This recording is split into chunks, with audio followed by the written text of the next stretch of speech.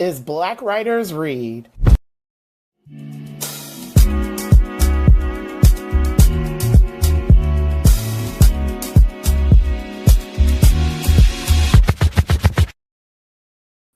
Good afternoon, everyone. Happy Father's Day and happy Juneteenth weekend. Yes, I celebrate Juneteenth all weekend. Welcome to Black Writers Read. My name is Nicole Young Martin, and I'm the founder, producer, and host of this series. Thank you all for joining me today for this year's Juneteenth special of Black Writers Read. We were originally scheduled to host a live broadcast yesterday, but I experienced some technical difficulties. We had a major power outage in our neighborhood. So thank you all so much for your patience as we reschedule today's conversation. This Juneteenth, I wanted to chat with a historian, someone's work that I've admired for a very long time. She's working especially hard to preserve, document, and share stories of communities that contribute a lot to the region where we're based. Black Writers Read, my home is in New England. History is an important form of storytelling, one that is even used as a foundation for specific genres of world creation, including fiction. For folks who have been watching the series, when I've interviewed folks of various genres, they've always leaned into history as an important source for material. Many of my questions today will hopefully get to the heart of the vital narration that history can provide.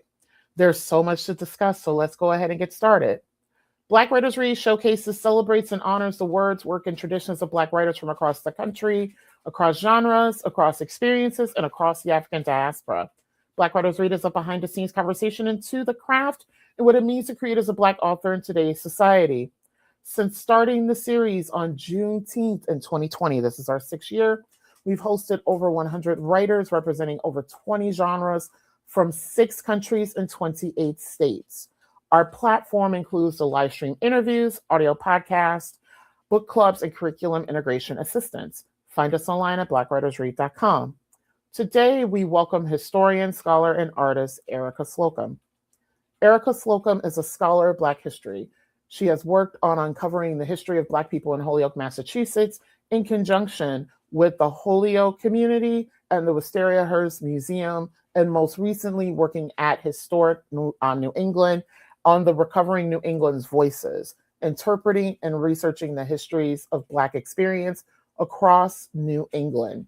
Her research, Reliquary of Blackness, focuses on the use of archival research, oral histories, and community storytelling to retell, reshape, and reclaim history in spaces where Black stories have been obscured, specifically reclaiming the narratives of Blackness in museums and other repositories of history and culture. By joining the Stowe Center, Erika looks forward to continuing to expand the narratives of communities of the global majority in conversation with Harriet Beecher Stowe and her work in social justice and civic engagement. Slocumb is from Springfield, Massachusetts. She is a mother, artist, community organizer, world traveler, and advocate for social justice. Slocumb is the co-founder of the community organization, the Western Mass Women's Collective. She received her Bachelor of Arts in Social Justice Education, her Master of Science in Labor Studies, and she expects her PhD in African American Studies in the fall of 2026, all from the University of Massachusetts Amherst. I'm a proud alum. Find Erika on Instagram at Reliquary of Blackness. Throughout our conversation, I will be sharing the Instagram handle so that you can follow her and her work on Instagram. For those of you who are new to Black Writers Read, here's what we gonna do. I'm gonna bring Erika on. We're gonna chat about her work. If you have any questions, and I know many of you who may be watching are familiar with her work, any kudos, congratulations, flowers, please put them in the comment section where you're joining us from today. I will monitor the comment section and insert them at an appropriate time. It might be during our conversation, or I might hold them towards the end. So I'd now like to welcome Erika Slocumb to the virtual stage. Hello. Hi, Nicole. I am so excited that this is finally happening. It's been a long time coming.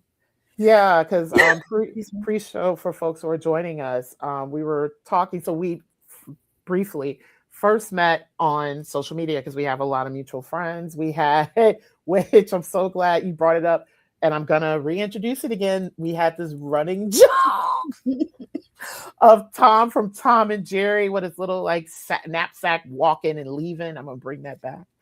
And we have a lot of friends and a lot of work in common. And this is our first time meeting in real time, even though we live in the same live and do work in the same region. And I've wanted to have you on, Erika, for Juneteenth for a minute for a lot of reasons. The biggest reason, besides the fact that I'm such a huge fan of your work, is the light that you are shining specifically on the Black community in Western Massachusetts. Me, I'm a transplant. I'm originally from Detroit, and Detroit is like uber Black. And I moved out here almost 20 years ago. And I'm just going to be blunt, there are certain communities that are especially highlighted.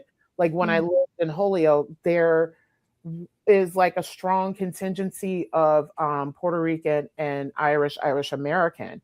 And I am glad that your project brings to light the Black community that is in Holyoke, because I'm just like, given like industry and the fact that there are like, I'll preface it with this. In Windsor and Bloomfield, Connecticut, I'm based in this region, there are Black families who have been here for generations. So one can assume that Black families have been here throughout Western Massachusetts. And there have just been so many things that have attempted to erase these communities' existence. So I really appreciate you doing this work. So thank you. No, for sure. Thank you for acknowledging the work that I do. Yes. So just FYI, we may hear my co-host in the background, my two dogs at some point, Mocha and Naomi. This is a homegrown project. So I would like to start off today's conversation with, what is your what is your, see, fangirling, I'm nervous. What is your origin story, and when did your interest in history emerge? So I was telling you earlier, I'm just getting back from Tennessee, and it's funny because I was in Sewanee. I met a few elders from Farmville, Virginia, and we were having a conversation, and they asked me a similar question, right? And I was just like, he said, you speak so well, like, and you feel like, it feels like you're really comfortable, like talking to people across different ages, right? And I was like, yeah, well, I grew up in the church, and I grew up in the church with a mindset that I was going to be a preacher and a teacher when I got older. And I grew up like, sitting with my grandmother and her friends at a place, excuse me, in Springfield that used to be run by the Sproul family called the Family Kitchen. And every weekend, like, Black folks, politicians, church folks, whoever, like, folks from the Black community showed up, and that was the space that they kind of like gathered. I was a very nosy kid, so I was in all the grown folks' business.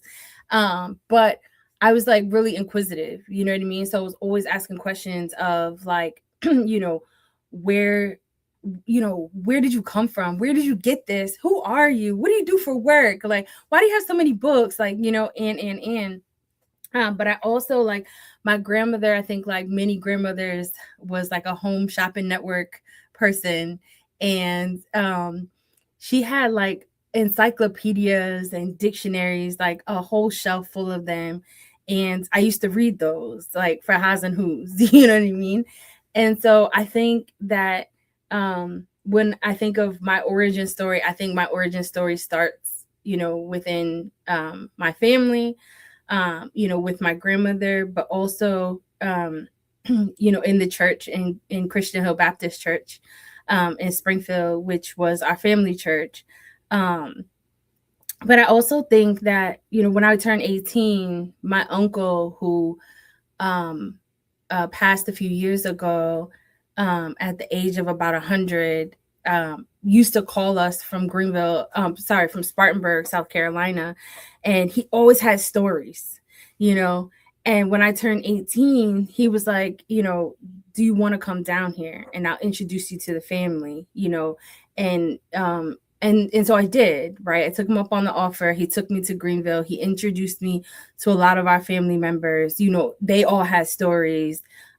He brought me to where, you know, my great-grandmother, my great-great-grandmother lived, who they called Big Mama. And so Big Mama's house was no longer there, but the stoop, like, you know, leading up to the house was. And so we sat there and he told me stories about, you know, their experience of watching the Klan march down the street. At the end of their street was the Greenville High School, and they burned it down. You know what I mean? You know, of the experience of, you know, like the point where Big Mom was like, you know what? I think it's time for y'all to go, you know? And so the majority of her, I think all of her kids, I think she had 8. So all of her kids left, and their kids left, and their grandkids, if they had them, left as well, you know, and moved north, or, you know, northern. So we have folks land in DC and Philadelphia, mostly in Massachusetts and Connecticut, and then some folks, well, my uncle, because he had to be different, went to Chicago and lived in Chicago for a time before he returned back down to South Carolina. So I think just listening to their stories got me interested. Like, I wasn't interested in history in school at all, but I think listening to, you know, my grandmother's stories and my aunts and uncles' stories, always made me interested in like people's stories, you know, people's personal histories. And I think that kind of set me on a path to where I am now, of like just continuing to do the digging of understanding people's stories, but also of the oral histories of, you know, listening to people tell their stories and trying to build narratives of community around that. So this is an aside question for you. Because this might be something, this is an assumption, but this might be something you and I have in common. Were you that child who was allowed to be a part of like adult convenings and conversations, and you like could, it wasn't the, you know, kids are seen and not heard? Because it sounds like it, because you're very observant, and that's just an assumption I'm making.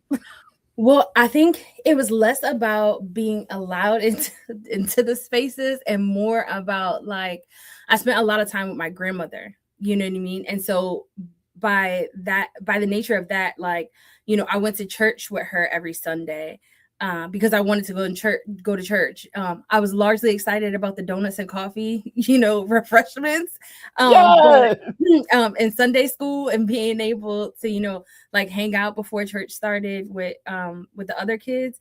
But I think, again, by the nature of my grandmother being our, I won't say caregiver, because my mom was there.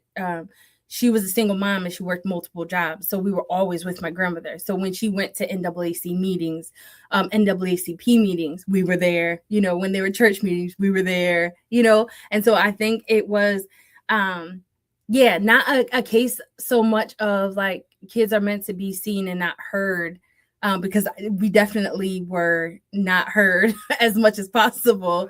You know what I mean? But I think just, again, the nature of like our family dynamics, that we were always just around elders in the community at these different meetings in these different institutions. And so you hear what's going on, you know, in the larger, broader community, you know, because of that, like because of that relationship.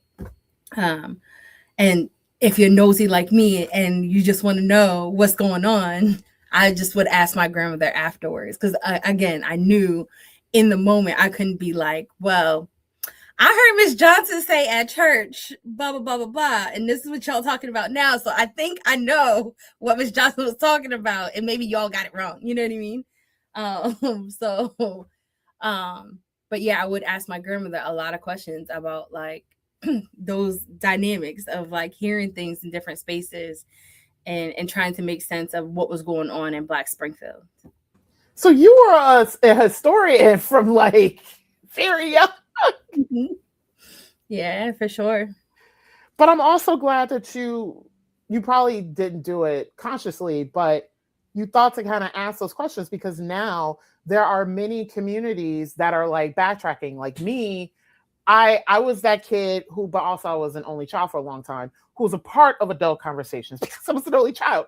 And there are a lot of stories I was fortunate to have captured for my family. But now that my parents are deceased, I'm like, I wish there were certain stories I was able to document. So I'm glad that you thought as a kid to be like, let me be that nosy kid. So folks, I'm not telling y'all how to parent, but if you do have a nosy child, figure out the why. And if it's because they are curious about family and all those other things, please support that, because you might have a future historian on your hands. So this next question I'm extremely excited about, and I'm going to preface it with this. So I'm currently, I'm producing, for folks who don't know, I'm also an independent theater producer, among a lot of other things, which is why people never see me. And one of the projects I'm working on right now, I'm working on a new commission work at Old Newgate Prison and Coppermine about the first prison break in 1781. And as we are working through the play, which is opening in a couple of weeks, we're uncovering so many unique stories. And I love how it's countered against the conversation that's happening nationally, where books are being banned, subjects are being taken out of schools, monuments are being, well, some monuments appropriately are being taken down, but some monuments that are very pivotal to our stories are being covered up.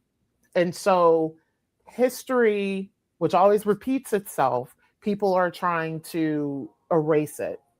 So the question that I have for you, Erika, as a historian, and I live 2 houses down from the train if you hear it. Again, homegrown podcast. What story do you believe history can tell? Ooh, I think that history has the potential to,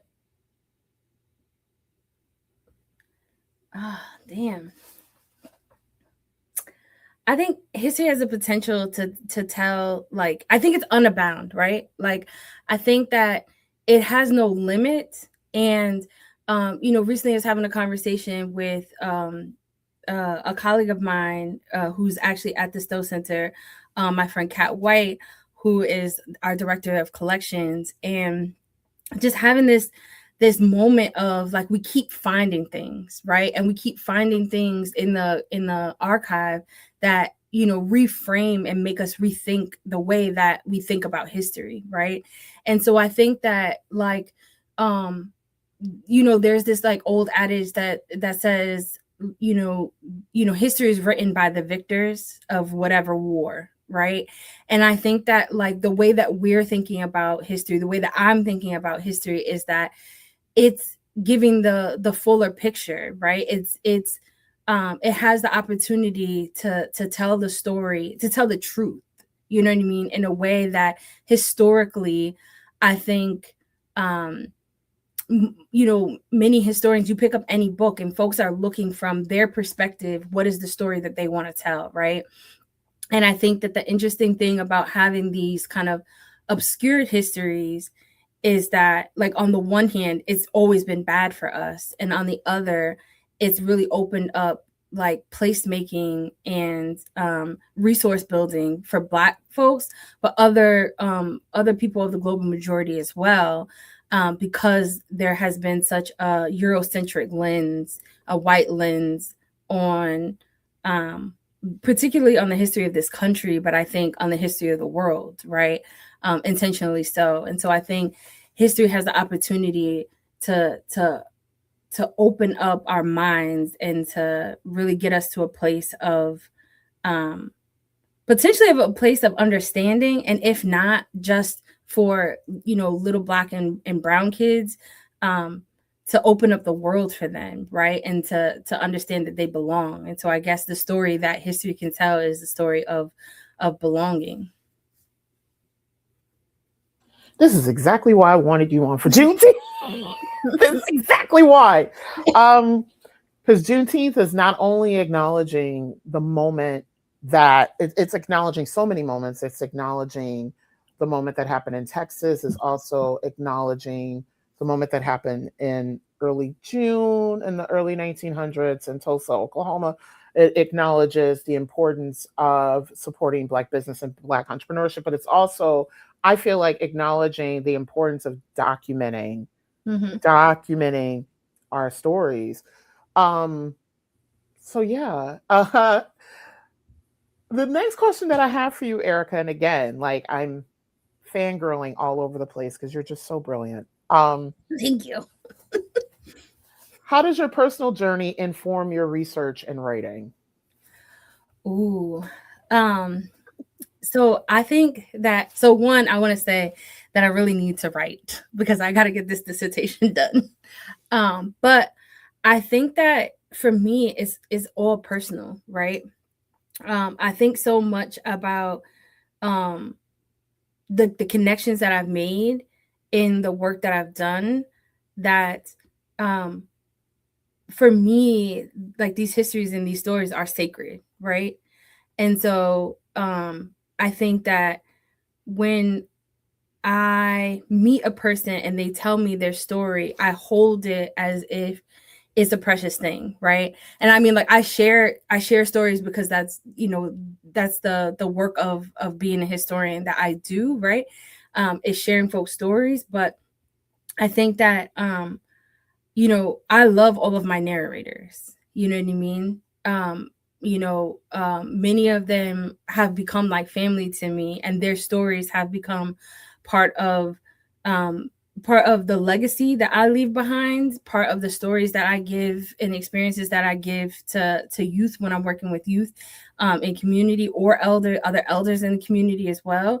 And so I think that I think it's all personal for me. And I, you know, a few years back was asked by the director of a historical society, you know, I was asked the question of who is supporting me, you know, at a talk, you know, who holds you, you know what I mean? Like, who is your support system? What does your support system look like in this work? And I started crying. Because the reality is that a lot of the folks that I work with in this work are white folks, right? And that is, and I mean, you know, the people who run the institutions, you know, and that is the nature of what the history field has been, right? Of who had access to get the degrees and I think that's shifting. But also I think that, like, a large part of it is that it's just heavy history, right? Like, every time I learn about a new person who was enslaved, or a new person who was you know, faced white violence, you know what I mean, in this country or anywhere else, like, I always take it personally, you know what I mean? I hold it in a way that, you know, again, when I was saying, the director of a historical society asked me, she said, "Why are you crying? Why do you get so upset?" Like, I've talked to other historians and they compartmentalize things, and they realize that, like, those stories aren't their stories. And I'm like, every piece of literature that I pick up, that I read by a Black person, every you know, census record and name that I find in, you know, in primary sources is personal to me, because it's a part of the history, right? Like, I am because they were, right? And, you know, my children will be because of the work that I've done, but, you know, built on the work that other people have done, or just the lived experiences, right? And so I think that I think about everybody that I meet in by means of their story. You know what I mean? Not just the person that they're presenting to me, but the amalgamation of their life. And I think that's how this work has become like personal. Again, because I love Black people, because I love our history, because I love us. And those folks that I've had the opportunity to work with, like I love them, and that's personal for me. But also I think that it's personal in the sense, like I said, that this through line of the ancestors that I'm reading about and I'm learning about, the elders who I'm communicating with and documenting their stories, to people in my generation who I have conversations with, all the way down to or through to my kids and hopefully their kids, right? And generations of Black and brown babies who are going to know their history because of the work that we're doing now. I'm going to jump ahead a couple of questions because I think this segues really nicely. And the reason why I asked this question is, so I'm fortunate in that I'm a graduate alum of UMass Amherst. And that's the place where I've met a lot of Black anthropologists, Black historians, Black archaeologists, and I, did not know those things existed. But I still go into spaces where white people are at the helm. Libraries, archives, documentary filmmaking, museums. And and that's a whole other story because I teach arts management. And it's something that I always continue to bring up in conversation, is really thinking about who holds the power in these particular institutions, also access to education to be able to work within these institutions, run these institutions, and do this work. So the question I have for you is, as a Black woman historian, and you also mentioned, thank you for mentioning all of your identities, as a Black woman historian with intersecting identities as a mother, artist, community organizer, world traveler, and advocate for social justice, what are some advantages and challenges of working with and within history? So I think that one of the things that John Bracey told me was, because I was like, I'm done with my education. Like, I could do this work without getting a degree. And he was like, yeah, but white folks aren't going to listen to you if you don't have the letters behind your name. So you could do it, and that's great. But where are the resources going to come from, right? I think that I have held that, right? Because so often I'm just like, I don't want to do this anymore. You know what I mean?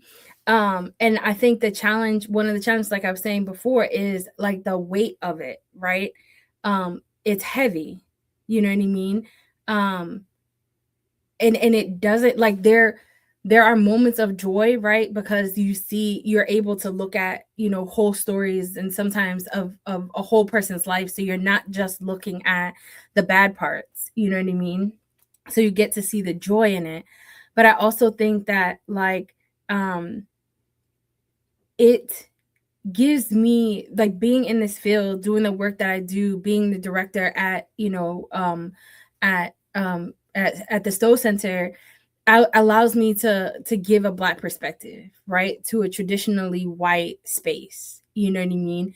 It allows me to say I've gotten to a place where I'm just not, like, I don't care, And so I'm like, when a white person does something that I'm like, that's nonsensical, like, it's dumb, I'm going to say that's dumb shit, pardon my language, you know what I mean? And I'm going to call them out in a way that I feel like before, kind of like being in this space, but also being at this level, right, that I wouldn't have done, because I would be like, ooh, like, can I say that? Like, is it my place? And I think that, there are things that happen within this field because they have happened, traditionally, because they've happened, because this is just the way that history is told, or this is the way that we look at history, because this is the field, and this is how we have to do things, right?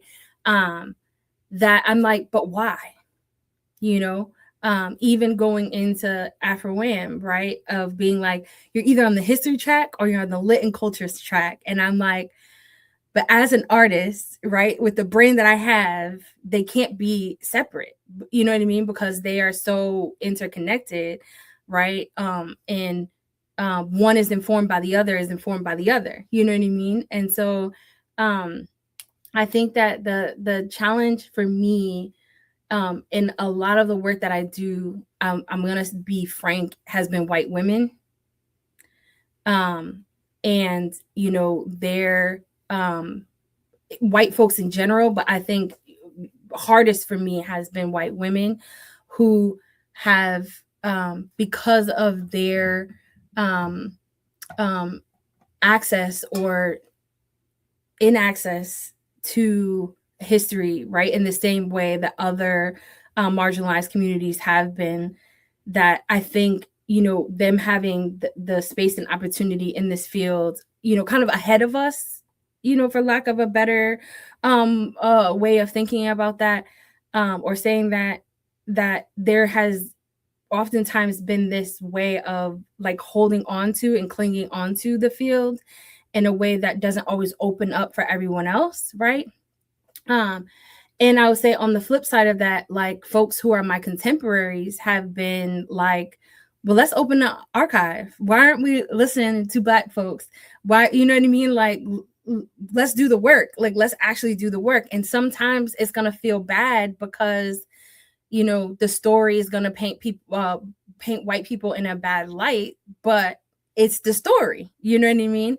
And so, so it's wild because I often do tangents, but when we were in Tennessee this weekend, I was talking to a professor, and I don't actually remember what university she's currently at, but she's going to start on Slavery North at UMass in the fall. Shout out to Trisha Lott, Dr. Trisha Lott. But we were having a conversation. She was talking about some of the students that she works with. And one of the things that they found in the research that they're doing at her institution is in Pennsylvania, is that there were some students whose families were telling this narrative about, yeah, the majority of the folks in our families, white students, were on the Union side, you know. And as they're doing history and they're pulling out, you know, family records and military records and things like that, they're finding that one person, you know, a student found out one person in their family was on the Union side and everybody else was on the Confederate side. You know what I mean? And so I think that, like, you know, when we talk about being on the right side of history, it's really thinking about what is the right side, but also realizing that, like, the story is written by the victors and sometimes the losers, right? Because we got the lost cause and they are holding on to this cause that is lost. But you know, you have the folks who, you know, kind of sit back and say, okay, well, now change my mind and this is the person. Like, people are allowed to grow, absolutely. And but also I think people are not allowed to rewrite history, especially not their own history. And I think that yeah, being in this space now and being able to say, you know, Harriet Beecher Stowe wrote Uncle Tom's Cabin, you know, best-selling novel of the 19th century, huzzah, right? And also, you know, in order for her to write that book, she read narratives and listened to stories written by, spoken by, you know, Black folks, or told by white folks about a Black experience, you know what I mean? And that helped her build her characters, right? But it's those Black people who did the work of literary activism, right, before she did, that enabled her to write the story. You know, not an abolitionist, she never was, right? But people have rewritten the history to say, Harriet Beecher Stowe, abolitionist, you know what I mean? And I think the work of being able to do true history, to recover stories that haven't been told or were documented, but they've lived in family archives or, you know, family basements or attics, or, you know, have been tossed out and then recovered in, in libraries or other repositories of history. And, I think that in this work, again, as hard as it is sometimes, as many challenges and roadblocks that we face for folks who just are like, that's not true history. It's fake history, fake news, or, however they're identifying it, that, the hard work, but the good work is to keep pulling out the stories, to keep making them well known as much as possible, and to do the work of bringing archival histories into the public in ways that aren't just books, you know what I mean? Aren't just academic talks, but are, fun tours, or, engaging exhibits, or sometimes it's just talking to people about the stories that, the stories that we found on podcasts or just in conversations, to keep those names, to keep those histories, to keep those stories alive. Yes, which I want to also point out too for folks. Take note of folks who are executive directors, curators of these spaces. And I talk to my students about this a lot. And running nonprofits in general, I'm going to call it out. And thank you for bringing attention to this. There's a lot of white women.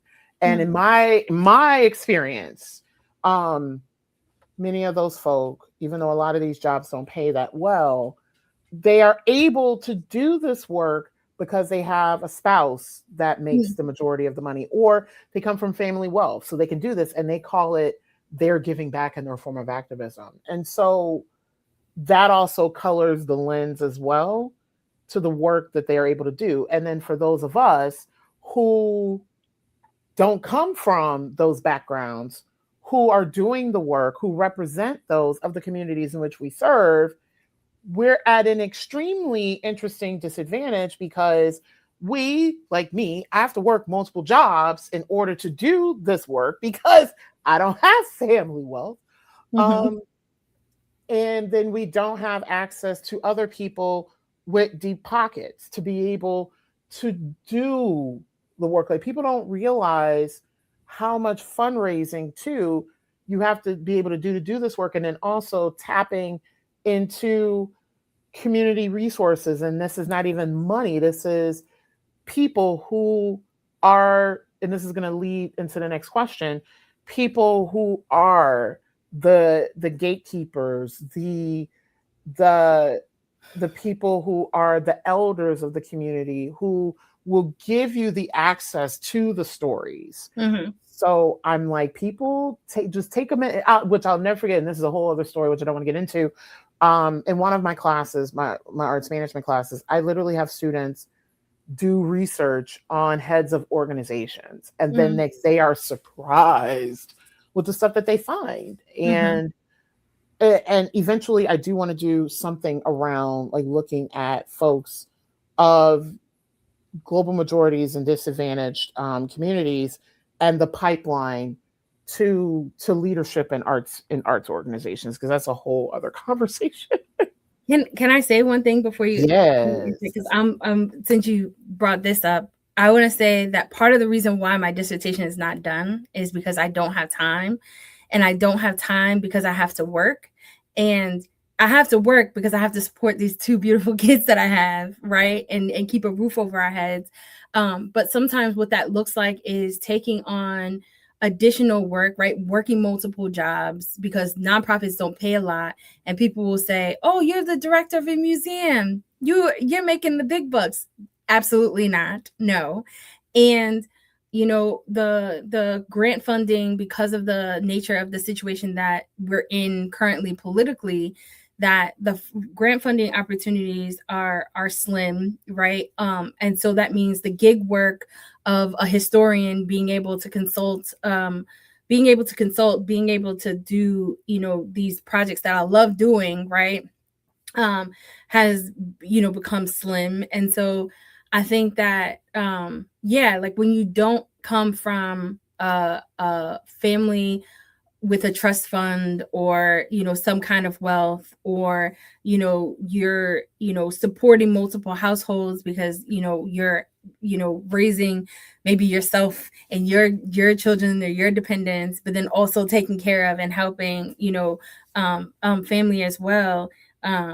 Whatever that kind of reciprocation looks like is like, for me, what it really looks like. And even being in this field. And I remember going to a conference and a woman telling me, I was like, yeah, I would love to be a historical consultant. Right. And she was like, oh, the only reason why I can do this work is because my husband has health insurance. He has a good job. And you know what I mean? Like, my kids are taken care of because we have, family members who can support us and do. Right. And so she was like, so just think about that. And at the time I only had one child, and no partner. And so, she was just like, is that the thing you want to do? Are you sure?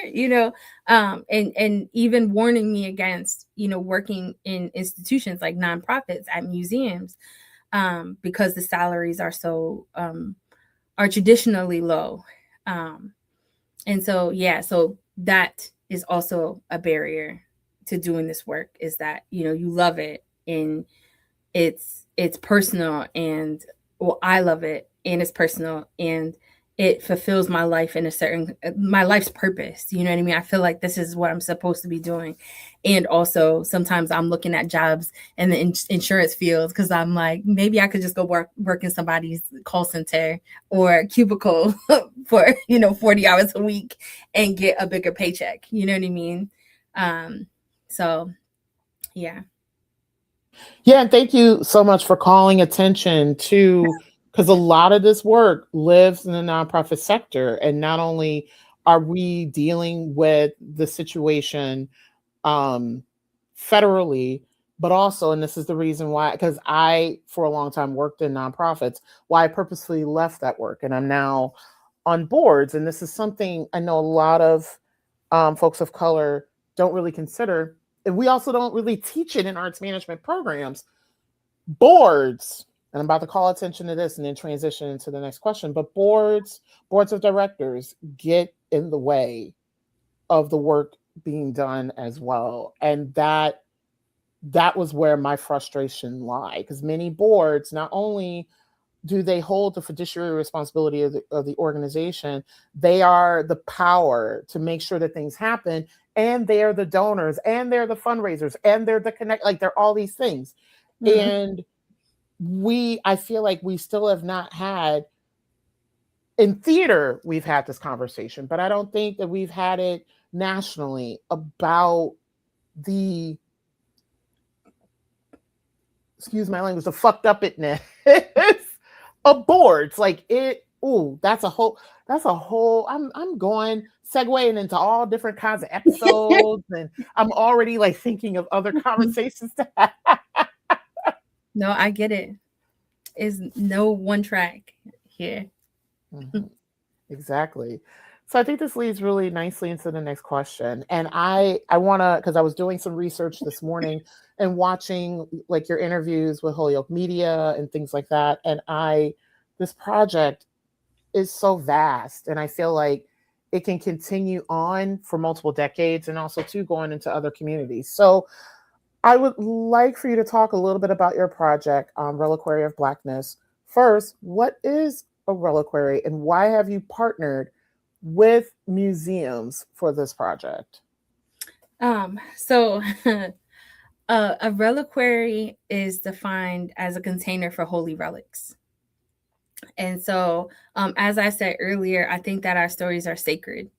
Right. And so the way that I think about archives and other repositories for, history are as the reliquaries for our stories. Right. And so really pointing to the fact that our history is sacred, in my mind is holy, and we should revere it as such. Right. And institutions should revere it as such, not just because a Black man was murdered and people stood up, right? And there's a sort of movement behind it, and institutions saying, oh, well, look, we're gonna spend some money and some time looking at the history, and holding it as seeing it as important now. but really it being a continuous thing, right? That these spaces haven't historically held our stories, the truth of our stories, right? And so I think that that's really important. But also, as elders pass away, a lot of what happens is those folks who were the family archivists, in younger generations, you don't necessarily see that that those family archives being passed down. You know what I mean? And so a lot of what happens when your grandmother's house gets sold and nobody else owns a house, or maybe a couple people own a house, but they're small spaces and don't have room to bring this whole collection of the history of the family, but of the history in the family in community with other Black folks, right? Is that you lose all of that, because those are the things that end up getting dumped. You know what I mean? Those are the things that end up going away. And so they no longer exist for us, right? And so even when it feels like it might just be pictures of one family, that often, these pictures, images, and documents, end up telling a story of a whole community, in bits and pieces, or sometimes, like the case of Doug Griffin in Holyoke. Doug, every time someone passed away, Doug collected, oh, they have papers, they have pictures, bring them to my house. And so, a lot of what we ended up getting at Wistariahurst, for the Black Holyoke Project, was stuff that existed at Doug's house. You know what I mean? When I went to historic New England, and I was working there, there's a story of a woman by the name of Isabel Tilley, and who lived at the Jackson House in Portsmouth, New Hampshire. And a lot of the information that we got about her life and her family was from her great granddaughter, and who lives in Connecticut. You know what I mean? But she had her mom's papers when her mom passed away. And in those papers were some of her great grandmother's papers, and so we know a lot about how she came to New England and how she lived, at the Jackson House, because of those documents, again, that didn't live in a museum, weren't open for, the public to kind of look at and see. They lived in Mrs. Washington's basement, Mrs. Washington, who, as of today, doesn't have any descendants of her own to pass this history down to. And so scanning it and getting it into the collection and the archive at Historic New England was important, because now if someone wants to know about Isabel Tilley or her family, any of her children, who all went on to do like some really powerful and amazing things, that now there is a place for them to go to be able to trace some of that legacy and that history back. And so, again, a lot of the reasons why I work in and with museums is because this is the public platform that we need in order to make our history and have our history be public in a way that it hasn't been before, or at least accessible to the public. That Black children, I can't stress this enough. I mean, Black folks, adults, like, you want to know your history. There are avenues for you to do that as well. But I just think about the kids, especially kids who are growing up in, traditionally non-Black, communities, and being able to place make based on other stories, to feel like they have ownership of a space like Holyoke, whose story has traditionally and historically been, Irish and Polish and then Puerto Rican, when, Black folks have been in Holyoke and actually helped build Holyoke in the 1700s, and early 1800s. And so, being able to pull that history out, being able to say it over and over and over again to Black kids, to Puerto Rican kids, to white kids in Holyoke or across New England, wherever, is the goal, right? To say it to them, to show them, and to be able to say, like, Hadley, Massachusetts has not always been a white place. There were Black people who lived there, who worked there, who owned houses and helped build Hadley, right? Right now, it just happens to be majority white, but historically it hasn't been. And so to be able to say that and to be able to back it up with documentation, again, and putting it in museums is I think the best way to kind of make sure that the history continues to be disseminated. Which I will never forget, from my arts marketing class at UMass a couple of years ago, we worked with the Amherst Historical Society. And I will never forget when I learned that parts of Amherst and North Amherst were industrial places with factories. I was like, wait, what? Time out. Because for folks, Amherst is so Amherst is a special. I lived there for 10 years and I worked there. It's a very interesting place. It's this amalgamation of like education and like weird pockets of wealth, but also interesting pockets of the working class, and the working class work in places that serve the wealthy and the students. And I don't even know if I can call it gentrification, because it felt to me like Amherst has always been this way. And I will never forget when they were like, yeah, North Amherst used to have paper factories. No, and I was like, wait, what? Because North Amherst now, there is no remnants of that history.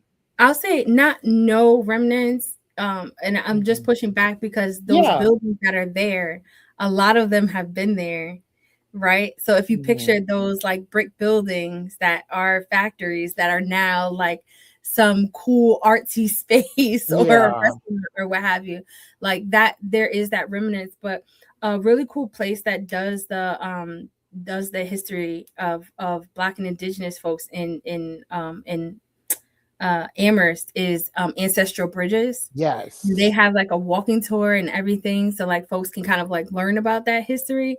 But I think like places like that are really, starting with a family history, but kind of like through that family history telling a broader communal history is super important, again, for places that contemporarily people have deemed like white spaces, like this is where we belong, and it's like, well, actually no, it's not a white space. It happens to be a white space, but the history that is here is grounded in, Black and Indigenous stories. And so we should be telling those stories, Can you give some insight into your process? What are some tools that you use, including oral histories, archives, and community stories? And how do you know when to use which tool and research method? Ooh, so this is the dissertation. Yes. But, I think it's been, so like I was lucky enough that when I started, we were funded, so Wistariahurst approached me, and I had never done a project like this. Like I like talking to people about the history, like I said, sitting with folks, and kind of just like building out like narratives, largely just to share with people that I knew, but not at that point. I wasn't like a historian, a public historian in the way that I am now. But often I think that, again, through Mass Humanities, I was able to get all of these like really cool opportunities, right? So I got training on oral histories. I got working with Penny Martorell at Wistariahurst. I got, trained on like different ways to look at archives. Like I was learning it at school, right, at UMass, but being in the archive, actively having an archivist who had decades of experience, like showing me and walking me through, I think was really powerful, and really helpful. But I think that one of the things that often happens for me is that people ask me, can you help? Right? Like maybe we found these names, or we know that Black people existed here, but we don't know who they were. And so one of the things that I did at Wistariahurst was we did an archival dig. right? And so we just went into the archive and tried to, in any ways that we could, find the Black people that existed in the archive. And I think in my experience over time that I realized the folks that I found, I think there are way more people, there are probably way more things in the archive, because, it would take decades just to go through it all. You know what I mean? But that was kind of where it started was like looking at yearbooks, looking at histories that have been written about Black folks. Finding the names was like really important, because like once you have the names, then you kind of have a trail to follow. And then I think from that, depending on how far back into history we're looking, it's like follow the names until you find the actual person living. And sometimes then you get oral history from that, right? Or follow the names until you find the person dead, but then you find, I do a lot of genealogical research as well to find the people who knew them, right? If I can. And then that leads to maybe an oral history. But sometimes I think, there was a case of a family out in Concord, Mass, and one of their ancestors worked in a home that Historic New England has, and Historic New England wanted me to talk to the family, right? And so I tried to contact the family, but I always start with, I need to understand the history of the place. I need to understand the history of the people. I need to understand who the people were and what was their story, right? And I think having a baseline and a background and an understanding of who are the people that I'm researching, or who are the people that I'm going to, or the community that I'm in, that I'm going to ask people, like, what is your story within this community? If I don't know at least a baseline, like, I would rather do research and understand the community from what I read in textbooks or, old newspapers or whatnot, and then have the people correct me when we're doing the oral history, than for me to come to a person and say, so tell me about Holyoke. You know what I mean? And as we're having this conversation, that I have no clue what Holyoke is. I have no clue what Bethlehem Baptist Church is. I have no clue about, the Flats or the Highlands. You know what I mean? Like, I know nothing about this community, but I'm asking you, it feels like disrespect. You know what I mean? And I've listened to those oral histories where people have just been like, so tell me about yourself. You know what I mean? And have asked them questions that, exist in newspaper articles, right? Because they've already answered these questions in other places. And folks have kind of felt like, oh, you don't know who I am, but you're coming to ask me questions, right? And I've had elders say that, right? And so I think that's like part of my process, is to understand as much as I can to about a place, to understand the people and the community, what it looked like, again, in documents and things that were written about the community from the perspective of the community, as much as possible from the perspective of the Black community, right? Understanding that that's not always available, and then kind of following that story out, and then asking the community what if they would like to share with me, right? And often that looks like oral histories. In the past few years, I've had the opportunity to do podcasting with NEPM, again, funded by Mass Humanities. And 2 years ago, we did the legacies stories of Black history in the 413. And currently we're working on a short series called Black in the Days, 250 years of Black history in the 413. Again, with NEPM, that should come out next month. But, really thinking about what are the different ways that we can, I guess it's a case by case situation of like, what is the mode that I use to tell the history. Again, if that's a tour, if that's an exhibit, if that's oral histories or just archival research, I think that they all kind of, I always start with the archive and then kind of build out to what is the next logical or the best way to kind of like gather accurate information from primary sources being the people, and or from the archive, and then going as far as like, well, how do we want to make it public, and then thinking about what are those opportunities that I have to be able to share stories with people. So if you had access to an abundance of funding from different sources across the country, which is a dream. If only. If only. What are some cities or towns you think would be ideal for a project like Reliquary of Blackness, and why? So, I think, like, off the top of my head, one of the places that I've kind of started digging into, and haven't had the opportunity to fully flesh things out. It's Hadley, Mass. And the reason being for all the things that I was saying earlier is that there was a Black community in Hadley. And, at a point, Hadley and Amherst were kind of like one place. But even when that, separation kind of happened, that there were still Black folks that were living there, and they had full stories. And I had the opportunity to work on a project called Documenting Black Lives in the Connecticut River Valley. And we did some work with the folks at Porter Phelps Huntington Museum in Hadley.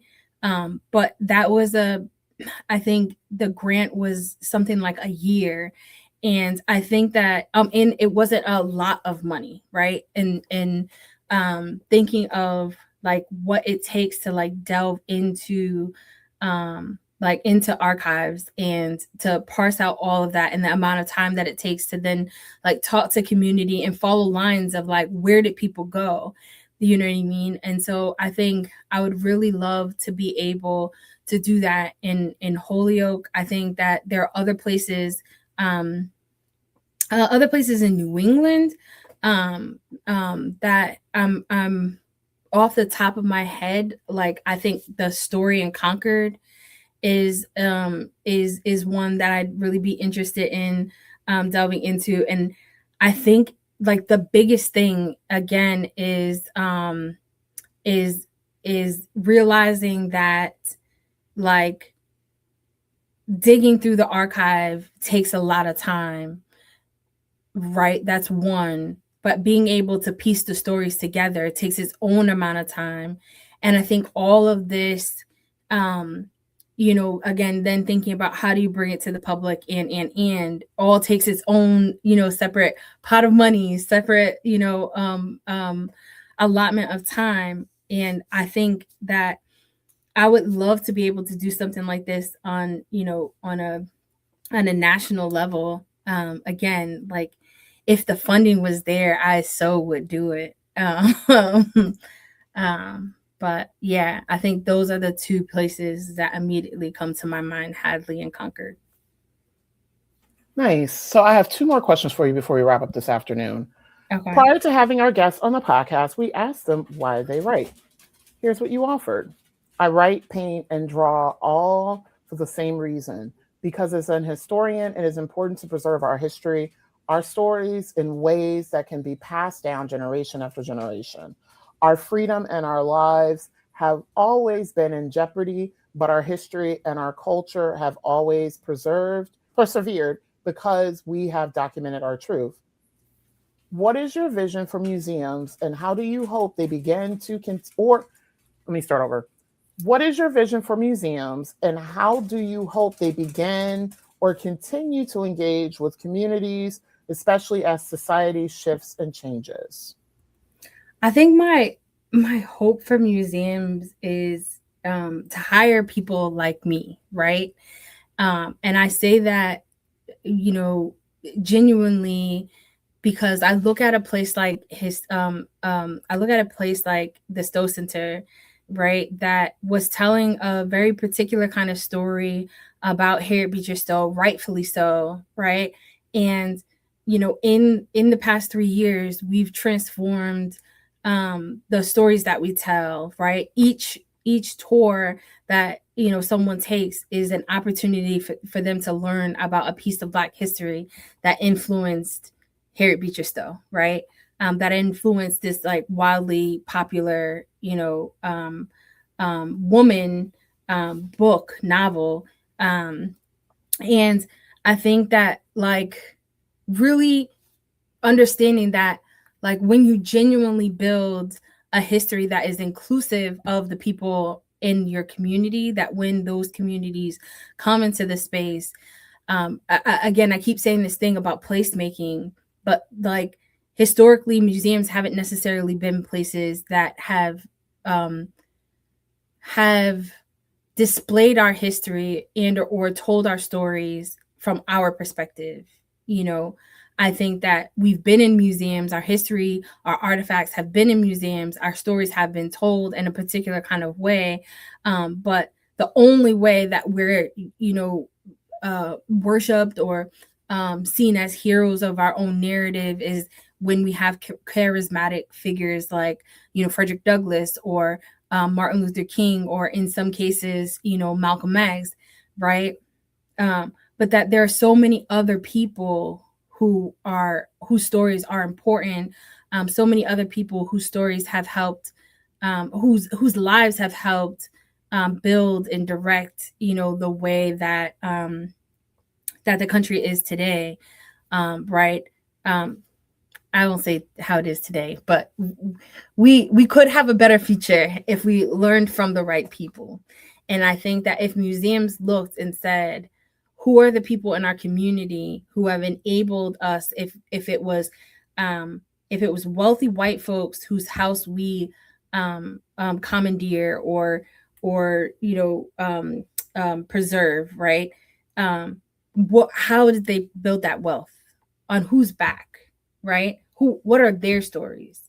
What are their experiences? How are those experiences still reflected in the community that our institution is housed in, right? And how do we bring those stories into play?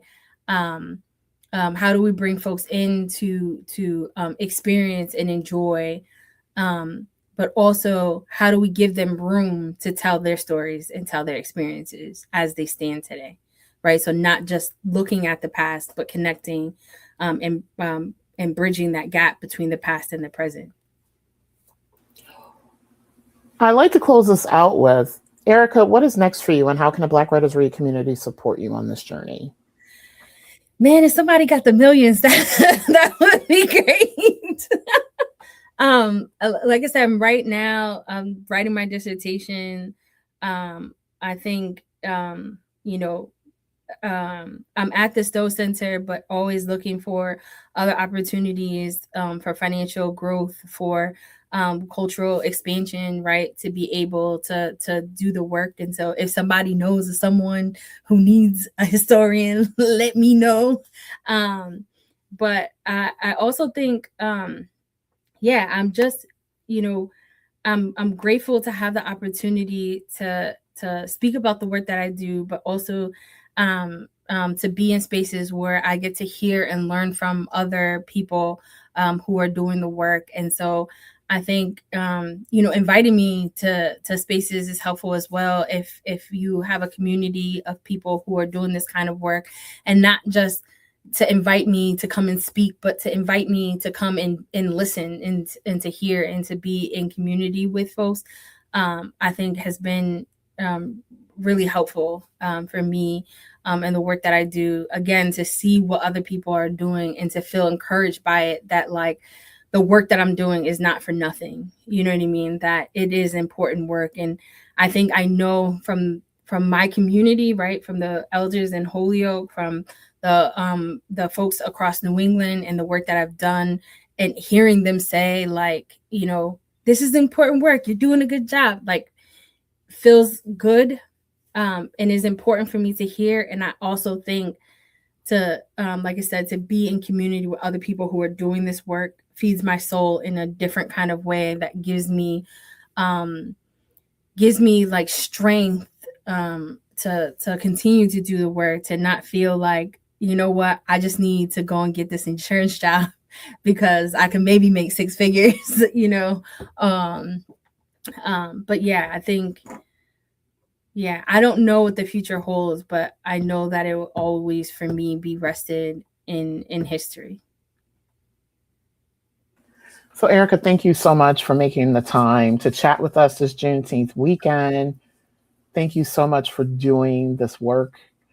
I cannot wait to celebrate you when you get your doctorate, which I've been following this journey, and people don't understand like how hard it is. And like for the people, and thank you for calling attention to that, the people who have been able to finish in a particular timeline is because they have access to some financial assistance to get them through. And I've seen you hustle and work a myriad of jobs just to support you and your family. It's hard, but I appreciate you for having me on today, and for just letting me share a little bit of myself and your space.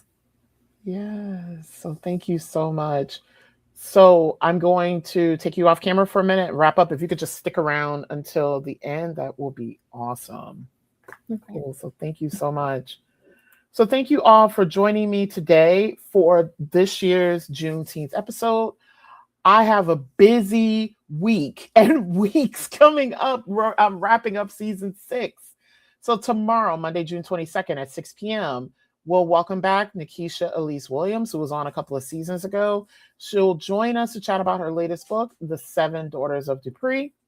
On Friday, January 26th at 6 p.m., and my apologies if I mispronounce her name, I'll be chatting with Dr. Rachel Larea about her book, Black Capitalist. And then we will close out season 6 with Tiana Jones on Friday, July 3rd. Support Black Writers Read by subscribing to my YouTube channel, Nicole Young Martin, where many of you are joining us from today, or find us on the audio podcast. We're available on Apple Podcasts, iHeart, Spotify, and Amazon Music.